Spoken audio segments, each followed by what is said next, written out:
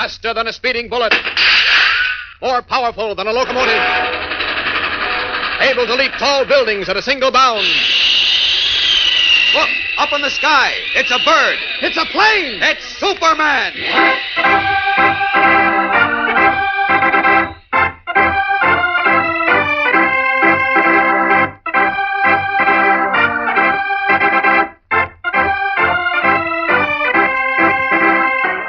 Yes, it's Superman, strange visitor from the planet Krypton, who came to Earth with amazing physical powers far beyond those of mortal men, and who, disguised as Clark Kent, mild-mannered reporter for a great metropolitan newspaper, wages a never-ending battle for truth and justice.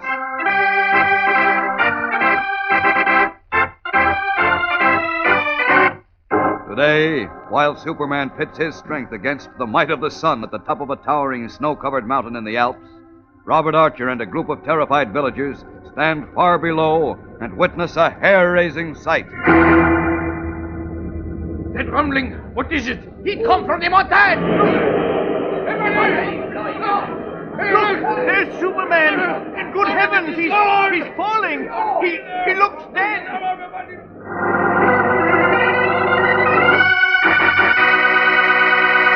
Here they are, gang, the first batch of winners in the Superman Hidden Word Contest. Your name may be among these, so listen carefully. C. Christensen of Twin Valley, Minnesota. Donnie Harper, Lakeport, New Hampshire. Nancy Beardsley, Wellington, Colorado. Paul Snyder, Bronx, New York. Richard Rose, Dorchester, Massachusetts. Robert Goodman, Jamaica, New York. Sandra Waits, Oakland, California. Harold Brown, Brooklyn, New York. Kurt Miller, Morristown, New Jersey. Raymond Rowe, Wahoo, Nebraska. Larry Arco, Brooklyn, New York. Gene Woolridge, Kearney, Nebraska. Ann Milligan, Westwood, Massachusetts. Elizabeth Green, Elmira, New York. Marzella Barringer, Fort Thomas, Kentucky. Charles Ballard, Oklahoma City. Connie Sturr, Gresham, Wisconsin. Louise Pennington, Detroit. Lane Grossman, Rhinelander, Wisconsin. Patrick Cavanaugh, Grand Rapids. Kenneth Dyer, Abilene, Kansas. Louise McNally, Quincy, Massachusetts. Albert Levitt, New Haven. Sandra Hosmer, Belleville, Illinois. Walter Eden, New York City. Joyce White, Monaco, Wisconsin. James Mergen, St. Paul, Minnesota. Gerald Sharpton of Dewey, Oklahoma. John Bentley of Fulton, New York. James Stocks, Eau Claire, Wisconsin. Alan Jones, Bristol, Connecticut. Ray Hayes, Dexter, Oregon. Robert Hune, Newcastle, Delaware. Minnie Abel Madison, Brunswick, Georgia. Vita Shelton, Monmouth, Illinois. Robert Siemiakowski, Waterbury, Connecticut. Danny Carew, Dubuque. Jackie Griffin, Lewistown, Maine. Thomas Purcell, Newport, Kentucky. John Bristol, Clinton, Iowa. Burl Banker, Minneapolis. Gerald Babbage of Cedar Rapids, Iowa. Rosario Sperazza of Boston. Larry Reppert of Morgantown, West Virginia. Benny Lawrence, St. Petersburg, Florida. Louis Weintraub of Malden, Massachusetts. Harry Hannes, Chicago. Shelby Andrews, Funkstown, Maryland. Nancy Rodhouse, Pittsfield, Massachusetts. And Phyllis Hopko of Teaneck, New Jersey. That's all for now, gang. More later in the program, so keep listening.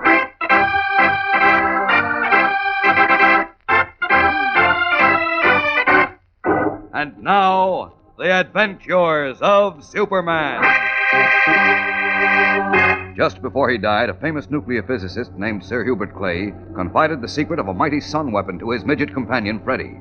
Telling him that the devastating weapon was timed to shatter the world on the stroke of February 1st, Sir Hubert instructed the tiny man to find Robert Archer, a former assistant, who would be able to avert the catastrophe. With the aid of Superman, Freddie was on the verge of contacting Archer when he was captured by the Boot, an international conspirator who forced Sir Hubert's secret from him, then flew by plane to a distant mountain cave near the Swiss border where the mighty sun weapon had been set up. But at his moment of triumph, the Boot was killed by a mountain guide whom he had tried to destroy. With only moments remaining before the unleashed atomic power of the sun would shatter the world, Superman streaked to the mountain cave and pitted his own titanic strength against the sun.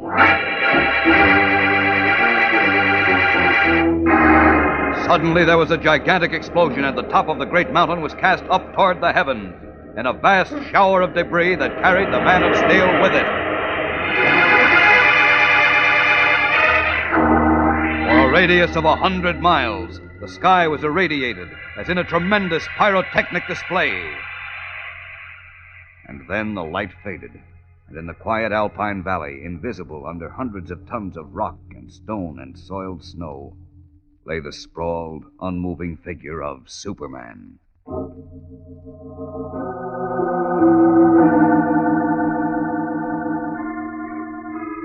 Early the next morning, from the tiny village below the decapitated mountain, Robert Archer and Henri, the wounded guide, walked slowly into the valley. Certain that Superman was destroyed in the explosion, Henri carries a wreath of mountain flowers. When he and Archer reach the vast mound of soil and rock and uprooted trees, the guide places his wreath gently at the foot of the mound. Rest in peace, Superman. He gave his life that we and the rest of mankind could live, Henri. Oui, Monsieur Archer. He was a great and good man. Yes, and now he's gone. I can hardly believe it. It does not seem possible. Wait, What is it, Monsieur? look, Henri. The mound of debris, it's moving. Sacre nom. What can this be? Great heavens, look. There's a hand coming out of the mound. And great Scott, Henri, it's Superman. No, this cannot be. He's alive. Superman's alive. It must be with dreams. Sorry if I startled you, gentlemen. This is the happiest moment of my life, Superman. I thought you were done for. Well, so did I, as a matter of fact. I do not dream. You are really Superman. In person, Henri. Except for my costume, which looks as if it had gone through a cement mixer, I never felt better. Wonderful, wonderful. Oui, for this I give thanks to le bon Dieu, monsieur. So do I, Henri.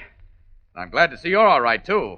I gather the boot's bullet broke your arm, eh? Oui, but it was worth the pain now that the evil one is no more. And for him, I do not grieve. Nor do I. He had it coming to him. Yes, he certainly did. Now let's forget the boot. We've got to get back to America, Mr. Archer. Oh, by the way, I almost forgot. There's nothing left of Sir Hubert's cave or his sun weapon. Did you see enough of it to be able to reconstruct it? No, Sir Hubert's great secret is gone forever. That, I think, is for the best. Yes, Henri, it's probably just as well. Sir Hubert created it in the belief he could frighten the nations of the world into keeping the peace.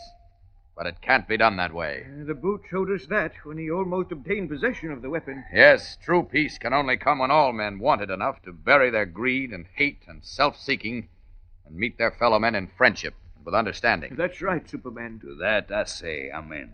Now we've got to get moving, Mr. Archer. I'm ready, Superman. Goodbye, Henri. Good luck. Au revoir, monsieur. And may le bon Dieu bless you. Up with you, Mr. Archer. Goodbye, Henri. Au revoir, monsieur Archer. Au revoir.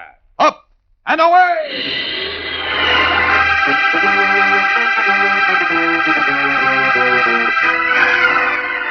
Leaping up from the little valley with Robert Archer in his arms, Superman pauses in curious flight for a brief moment to wave to the smiling guide and to look once more at the oddly decapitated mountain, the scene of one of his most hazardous and exciting experiences. And then he summons his great strength and rockets away to the west, over plains and cities and rivers, and out over the vast Atlantic, on his way back to Metropolis.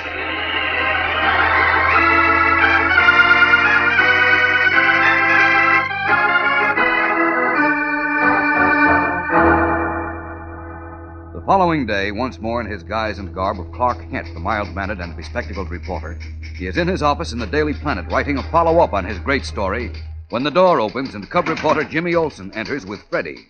The tiny man, although still a bit wan, is beaming and resplendently attired in a new frock coat of emerald green, striped trousers pressed to a razor's edge, and gleaming patent leather shoes.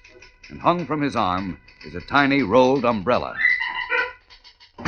Hi, Mr. Kent. Hello, Jim. Look who's here. Freddie! Well, when did they let you out of the hospital? Just now. I say, Mr. Kent, it was jolly decent of you to send me this new outfit. Oh, think nothing of it, Freddie. Do they fit all right? Oh, perfectly. My other garments were completely ruined in the boot's beastly chimney, you know. Boy, doesn't he look sharp, though? He certainly does. Come on, Freddie, let me put you up on my desk and we can get a good look at you. Very well, old man. There you are. Wow, he sure looks keen.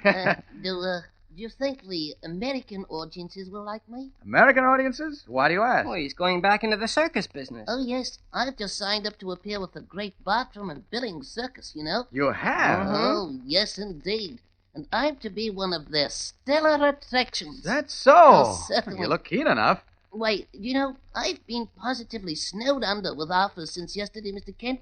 I mean, when your story, crediting me with saving the whole bloomin' world, appeared in the Daily Planet, you know. Well, that's pretty swell, eh, Jim? It sure is. Oh, but I'll miss you, Freddie. I was kind of hoping you'd stick around here. Oh, well, I'll miss you too, old chap, frightfully. But, well, you know how 'tis. Show must go on and all that sort of thing. Sure, I know. But the circus plays Metropolis every year, you know. So I'll be seeing both of you chaps then. Say, that's right. Oh, we'll be right there in box seats, Freddie. Oh, excuse me a minute. Oh, that's all right. Clark Kent speaking. Mr. Kent, this is Robin. Robin? That's right, Batman. Oh, yes, Robin. Well, what can I do for you? Listen, can you come out to our house right away? Well, yes, but what's wrong, Robin? You sound rather upset. I am, Mr. Kent. Something terrible has happened. Great Scott, what on I earth? can't talk about it on the phone. Can you come out here, please? Right now. Why, yes, of course. Hurry, please, Mr. Kent. Hurry. I'll be there at once, Robin. Just sit tight.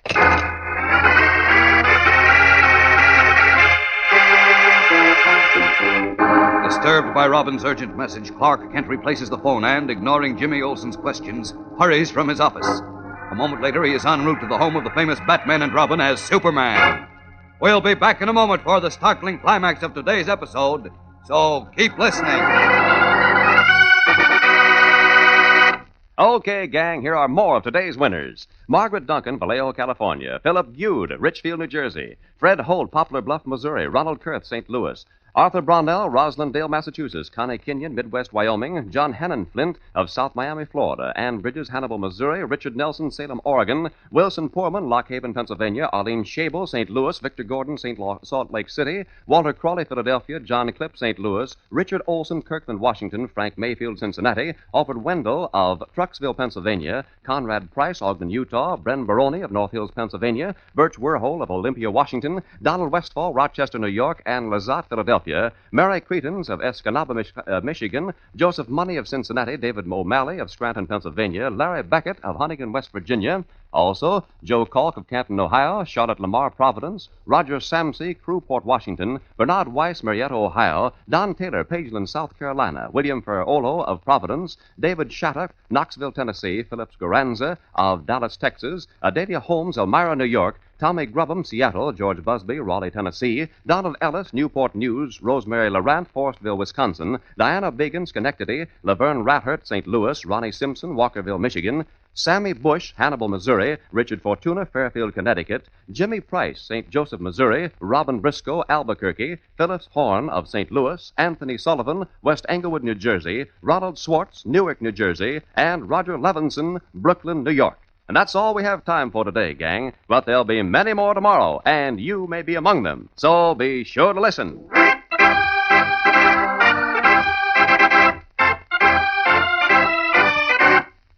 And now, back to the adventures of Superman.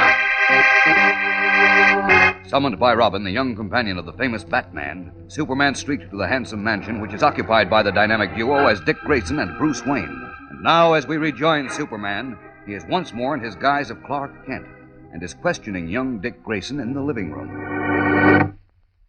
What's wrong, Dick? Why are you so upset? It's Batman, Mr. Kent. Well, what about Batman? He's gone. Gone? What do you mean? Just what I said. He's gone, I tell you. But he... And I'm afraid we'll never see him again.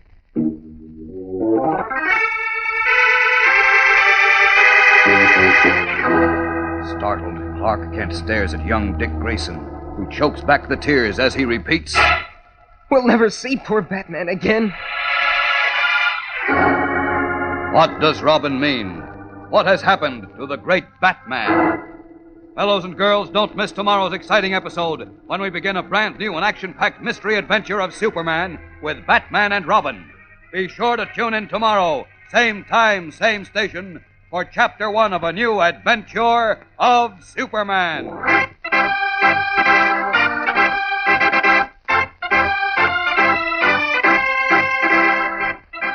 Superman is a copyrighted feature appearing in Superman DC Comics magazine and is brought to you Monday through Friday at this same time.